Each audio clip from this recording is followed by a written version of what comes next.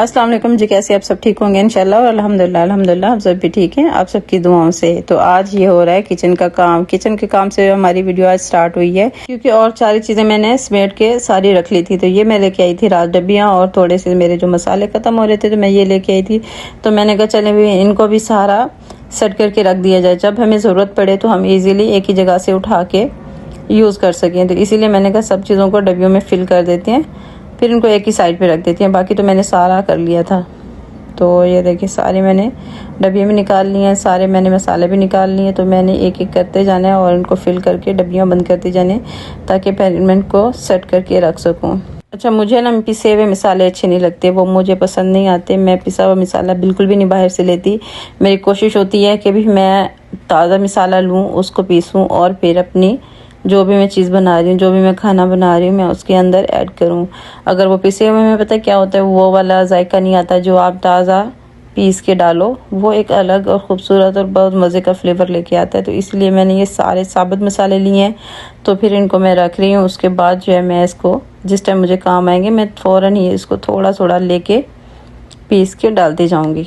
तो उसमें बहुत मज़े की खुशबू आती है। तो आप भी यही चीज़ें ट्राई कीजिएगा, फिर मुझे बताइएगा कि आपको ये मेरा आइडिया कैसा लगा। क्योंकि आप एक दफ़ा अगर इसी तरह से बनाएंगे मसाला और आप अपनी चीज़ों में खाने में डालेंगे, तो आप कहेंगे कि नहीं अब हमने पिसा हुआ मसाला नहीं लेना, हमने साबुत मसाला लेना है, वो घर में बना के घर में ही अपने हंडिया में डालना है।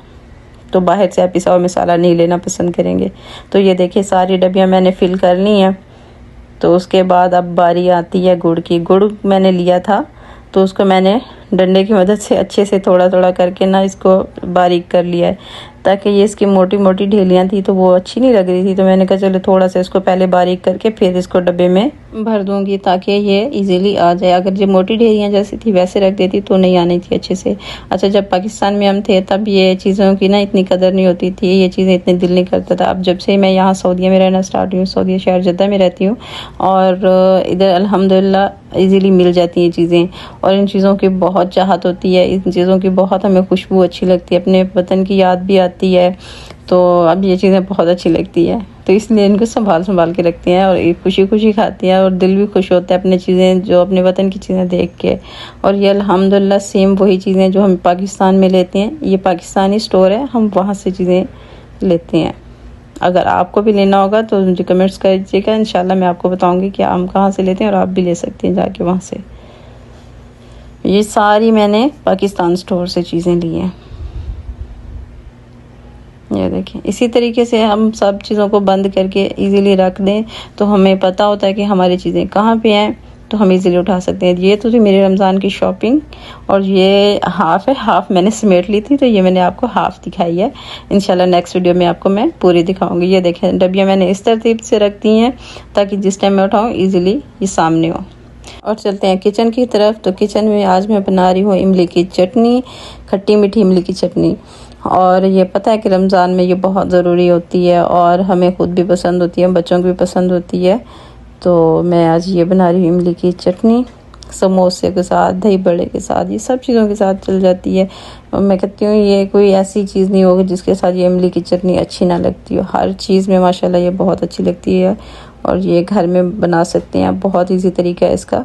मैंने इसको पहले गर्म पानी में 20 मिनट के लिए भिगो के रख दिया था। तो ये अब देखिए अब सेट हो चुकी है। तब मैं इसको चम्मच की मदद से ही ऐसे थोड़ा सा दबा दबा के सेट करूँगी, तो ये सारी गुठलियाँ इसकी अलग हो जाएंगी। क्योंकि इसको ज़्यादा मेहनत करने की ज़रूरत नहीं, बस इसे हाथों से दबाते जाएं और ये गुठलियाँ ईज़िली अलग हो जाती, क्योंकि हमने इसको गर्म पानी में भिगो के रखा था। तो ये गर्म पानी में भिगो के रखें तो इंशाल्लाह ये जल्दी गुठलियाँ इसकी अलग हो जाती है। थोड़ा सा इसमें पानी ऐड करती हूँ, क्योंकि ये बहुत ज़्यादा गाढ़ा है, तो पानी ऐड करने से ये जैसे पतला हो जाएगा, तो फिर हमें इसे छानने में कोई मसला नहीं होगा, इजीली इसे छान लेंगे हम छन्नी की मदद से। तो ये सारी मैं गुठलियाँ इसकी अलग कर ली है मैंने। तो अब मैंने ये पैन ले लिया, इसके अंदर मैंने इसको छान के सारी गुठलियाँ मैंने अलग कर देनी है। जो इसके अंदर रेशे वगैरह होते हैं, जो भी इसके अंदर कचरा होता है, सारा मैंने इसको अलग कर दिया है। ये देखें इस तरह से, ताकि बनाने में आसानी हो, और जब हम खाएं तो हमारे मुंह के अंदर वो रेशे, गुठलियाँ, ये चीज़ें ना आए, तो फिर वो मज़ा आएगा खाने में। तो इधर मैंने ले लिया है हाफ़ कौली के बराबर गुड़, और इसके बाद ये मैंने स्पाइसेस डाली हैं, जिसमें मैंने कुटा हुआ ज़ीरा डाला है और कुटी हुई मिर्च डाली है, हल्का सा नमक डाला है और एक दालचीनी का छोटा सा टुकड़ा डाला है, ज़्यादा नहीं छोटा सा। वो भी जब मैं इसको हाफ़ पका लूँगी तो निकाल दूँगी बाहर ही। तो इधर मैंने फ्लेम ऑन करके पैन ऊपर रख दिया ताकि मैं इसको पकाना स्टार्ट कर सकूं। ये देखें अब इसके अंदर हल्का हल्का सा बॉयल आना स्टार्ट हो गया है। तो अब हमें इसे क्या करना है कि चम्मच हमने इसका नहीं रोकना, इसको मुसलसल हमने चम्मच चलाते रहना ताकि ये नीचे से कोई चिपके नहीं, ख़राब ना हो। ये देखें इसी तरीके से। अब मैंने ये जो गुड़ लिया था ये भी मैंने इसके अंदर डाल दिया।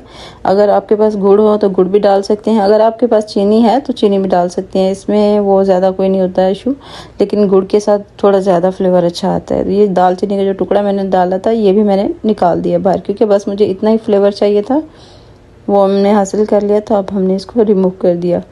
ये देखिए अब ये गाढ़ी होना स्टार्ट हो गई है। तो देखें इस कंडीशन में जैसे पहुंचे आपने उतार लेनी है। ये देखिए अल्हम्दुलिल्लाह हमारी खट्टी मीठी चटनी बनके हो गई है रेडी। तो हमने ये ले लिया शीशे का जार, तो हमने इसी के अंदर इसको फिल कर देना, लेकिन गरम गरम को फिल नहीं करना, ठंडा करने के बाद। और जार भी बिल्कुल खुश्क होना चाहिए, उसमें कोई पानी नहीं होना चाहिए। अगर इसमें पानी होगा तो हमारी चटनी सारी ख़राब हो जाएगी। और ये बना के ज़रूर ट्राई कीजिएगा और फिर मुझे कमेंट करके बताइएगा कि ये आपको कैसी लगी। और ये रमज़ान में अल्हम्दुलिल्लाह हर चीज़ के साथ काम आती है, पकोड़े समोसे जो भी हो गए, दही बल्ले, सब चीज़ों के साथ काम आती है। और हमारी वीडियो कैसी लगी ये भी मुझे बताइएगा। लाइक शेयर और सब्सक्राइब तो ज़रूर कीजिएगा। इंशाल्लाह मिलते हैं नेक्स्ट वीडियो में। अल्लाह हाफिज़।